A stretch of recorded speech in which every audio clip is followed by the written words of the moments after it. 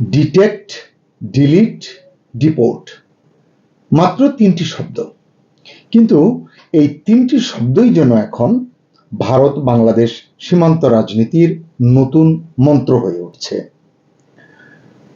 ভারতের স্বরাষ্ট্রমন্ত্রী অমিত শাহ বহুদিন ধরেই বলছেন, প্রথমে শনাক্ত করো, ডিটেক্ট, তারপর তালিকা থেকে বাদ দাও মানে ডিলিট, এবং সব শেষে ফেরত পাঠাও, ডিপোর্ট করো।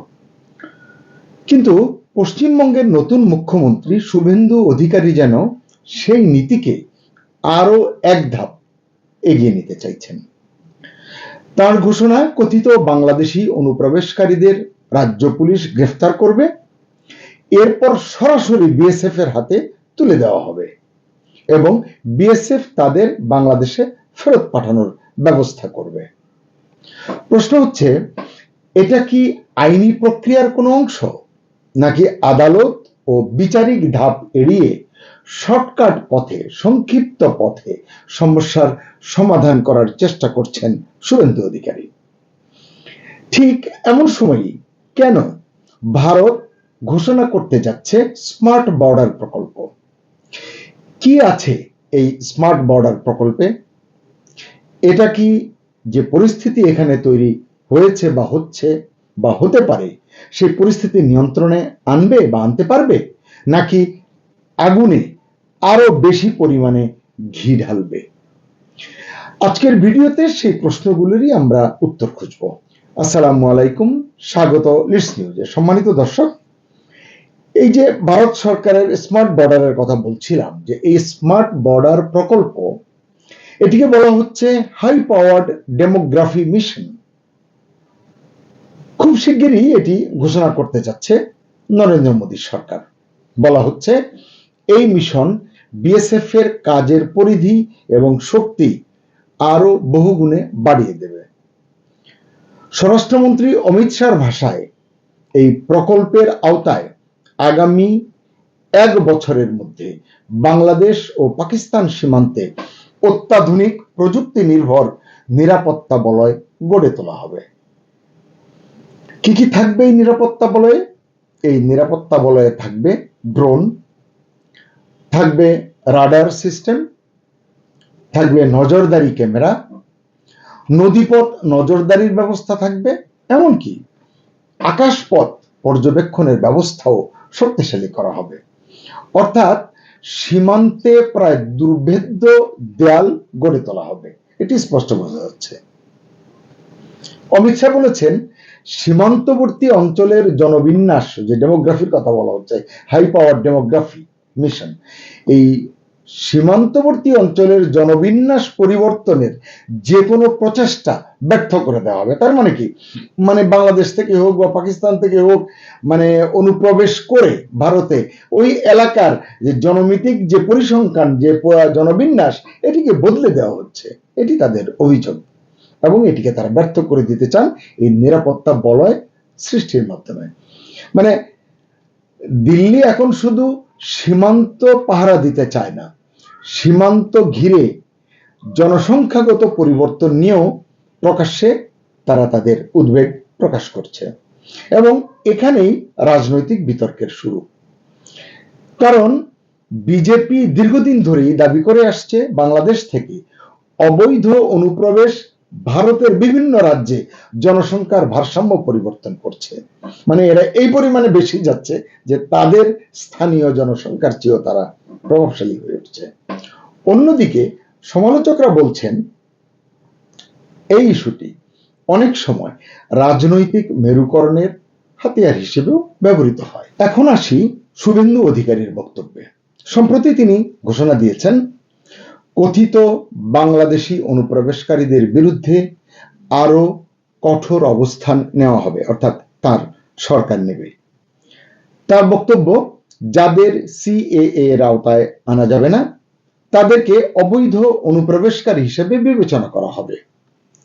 এরপর রাজ্য পুলিশ তাদের আটক করবে, পরে বিএসএফ এর হাতে তুলে দেবে এবং বিএসএফ বাংলাদেশে পুশব্যাক করে দেবে।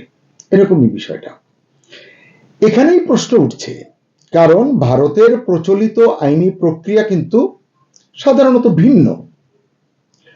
কোনো বিদেশি নাগরিককে অবৈধ প্রবেশের অভিযোগে আটক করা হলে প্রথমে তার বিরুদ্ধে মামলা করা হয়, তারপর তাকে আদালতে তোলা হয়, আদালতে তার বিচার হয়, এরপর আদালত যে সাজা দেন সেই সাজার ভিত্তিতে সাজা তাকে ভোগ করতে হয়। এরপর সংশ্লিষ্ট দেশের দূতাবাসের মাধ্যমে পরিচয় যাচাই করা হয়। সবশেষে আনুষ্ঠানিকভাবে প্রত্যর্পণের ব্যবস্থা করা হয়। অর্থাৎ পুরো প্রক্রিয়ার মধ্যে আদালত, প্রশাসন এবং কূটনৈতিক যোগাযোগ সবই থাকে। এজন্যই সমালোচকরা প্রশ্ন তুলছেন, শুভেন্দু যে পদ্ধতির কথা বলছেন, মানে ওই যে ধরো মারো কাটো টাইপের, সেটি কি বাস্তবে সেই দীর্ঘ আইনি প্রক্রিয়ার বিকল্প হয়ে উঠতে যাচ্ছে, না তিনি বিকল্প কিছু তৈরি করতে চাচ্ছেন? এটি নিয়ে কিন্তু প্রশ্ন উঠেছে। এটি নিয়ে জটিলতা দিন দিন বাড়বে বলেই মনে করছেন বিশ্লেষকরা। এছাড়া আরেকটি বিতর্কিত বিষয় কিন্তু আছে এখানে, সেটি হচ্ছে তথাকথিত পুশব্যাক। যদিও মানবাধিকার সংগঠনগুলো বহুদিন ধরেই অভিযোগ করে আসছে, এটি শুধু আমাদের দেশ নয়, তাদের দেশের কাজ করে এমন মানবাধিকার সংগঠনগুলো কিন্তু বলে আসছে বহুদিন ধরে, সীমান্তে মাঝে মাঝে এমন কিছু ঘটনা ঘটে যেখানে সন্দেহভাজন ব্যক্তিদের আনুষ্ঠানিক বিচার ছাড়াই সীমান্তের ওপারে ঠেলে দেওয়া হয়, মানে বাংলাদেশ প্রান্তে ঠেলে দেওয়া হয়, পুশব্যাক করা হয়। সমস্যা হলো, যদি কোনো ব্যক্তিকে ভুলভাবে বাংলাদেশি মনে করা হয়, তখন যদি তিনি প্রকৃতপক্ষে ভারতীয় নাগরিক হন, তাহলে কি হবে? যে তাকে যে পুশব্যাক করা হলো, এই যে ফলে যে জটিলতা তৈরি হবে, তার কি হবে? কারণ ভারতের বিভিন্ন রাজ্যে অতীতে এমন অভিযোগ কিন্তু উঠেছে, সেটা কি, যে বাংলা ভাষাভাষী বলেই, মানে বাংলায় কথা বলেন বলেই কিছু মানুষকে, বিশেষ করে একটি নির্দিষ্ট ধর্মগোষ্ঠীর মুসলমান, স্পষ্ট করে বললাম, এই কিছু মানুষকে বাংলাদেশি সন্দেহে ভারত আটক করেছিল, ভারতের সরকার বা প্রশাসন আটক করেছিল। পরে তদন্তে দেখা গেছে তাদের অনেকেই ভারতেরই নাগরিক। এই কারণেই মানবাধিকার কর্মীরা বারবার বলছেন, কোন ব্যক্তির নাগরিকত্ব নির্ধারণ অত্যন্ত সংবেদনশীল একটি বিষয়, এখানে ভুলের সুযোগ খুব কম থাকা উচিত। এদিকে রাজনৈতিক প্রেক্ষাপটও কিন্তু দ্রুত বদলাচ্ছে। আমরা যদি খেয়াল করি, বাংলাদেশে তো বদলি হয়েছে, ইউনূস সরকার গেছে, বিএনপির সরকার এসেছে, পশ্চিমবঙ্গে মমতা মুখার্জির তৃণমূল সরকার গেছে, শুভেন্দু অধিকারীর নেতৃত্বে বিজেপি সরকার এসেছে। এই যে পশ্চিমবঙ্গে সরকার পরিবর্তনের পর সীমান্ত এলাকায় আমরা কি দেখছি, কাঁটাতারের কাজ নতুন গতি পেয়েছে। যেসব এলাকায় দীর্ঘদিন জমি সংক্রান্ত জটিলতা ছিল, তারও ত্বরিত সমাধান হচ্ছে। বিএসএফ ও সীমান্ত অবকাঠামো শক্তিশালী করার কাজ শুরু করেছে। অন্যদিকে আমরা দেখলাম গণমাধ্যমে ভারতীয় সেনা প্রধান উপেন্দ্র দ্বিবেদীর সঙ্গে বৈঠক করেছেন বাংলাদেশে নবনিযুক্ত ভারতীয় হাই কমিশনার হিসেবে যিনি মনোনীত হয়েছেন, সেই মনোনীত প্রতিনিধি সাবেক মন্ত্রী ভারতের এবং প্রবীণ রাজনীতিক দীনেশ ত্রিবেদী, তার সঙ্গে সেনাপ্রধান, ভারতীয় সেনাপ্রধানের একটি বৈঠক হয়েছে। মানে এটি আসলে এক ধরনের নতুন বলেই মনে হচ্ছে, কারণ এর আগে এমনটি শোনা যায়নি। হাই কমিশনার আসবেন, তার কূটনৈতিক যে নিয়মাচার আছে তার ভিত্তিতে আসবেন, দায়িত্ব পালন করবেন, আবার দায়িত্ব শেষ হলে চলে যাবেন।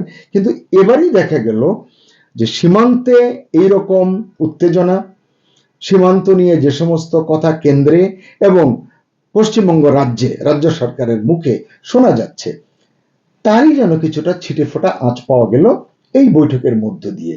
মানে বলা হচ্ছে যে এই বৈঠকটি এমনি হয়নি, সেনা প্রধানের কাছ থেকে প্রয়োজনীয় ব্রিফিং এবং প্রয়োজনীয় সমর্থন সহায়তার আশ্বাস নিয়ে দীনেশ ত্রিবেদী হয়তো বাংলাদেশে আসতে চলেছেন।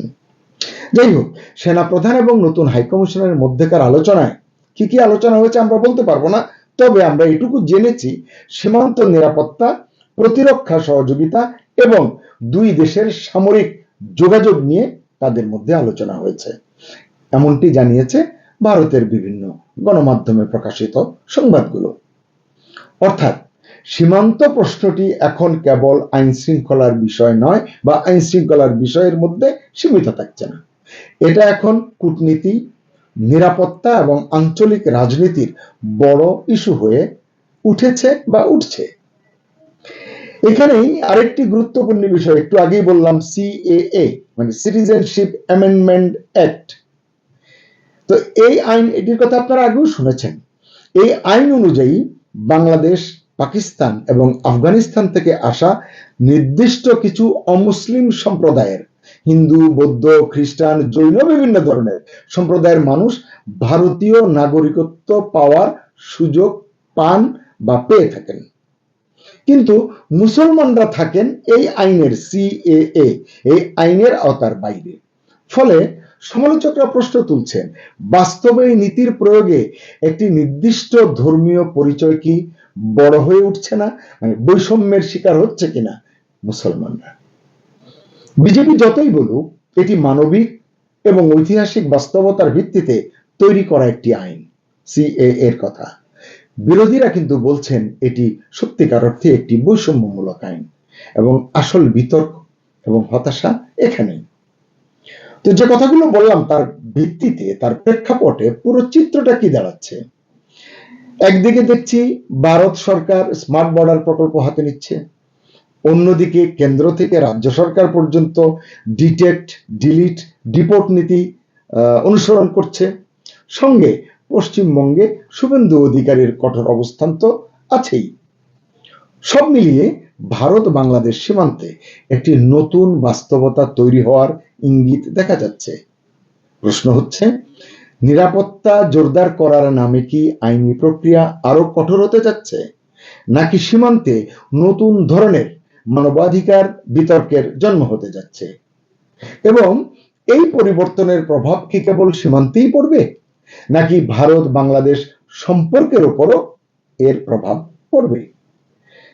এই জায়গায় আমরা বাংলাদেশের নাগরিক হিসেবে জানতে চাইতেই পারি বাংলাদেশ সরকার এই ইস্যুতে কি ভাবছে, কি অবস্থান তারা আসলে নেবে। সুপ্রিয় দর্শক, আপনাদের কি মনে হয়, শুভেন্দু অধিকারীর এই অবস্থান কি সত্যি সীমান্ত নিরাপত্তার স্বার্থে খুব প্রয়োজনীয়, নাকি এতে নতুন বিতর্ক এবং সংকটই কেবল তৈরি হওয়ার আশঙ্কা দেখা দিচ্ছে? কমেন্টে আপনার মতামত জানান। ভিডিওটি ভালো লাগলে লাইক দিন, শেয়ার করুন এবং লিস্ট নিউজের সঙ্গেই থাকুন। আল্লাহ হাফেজ।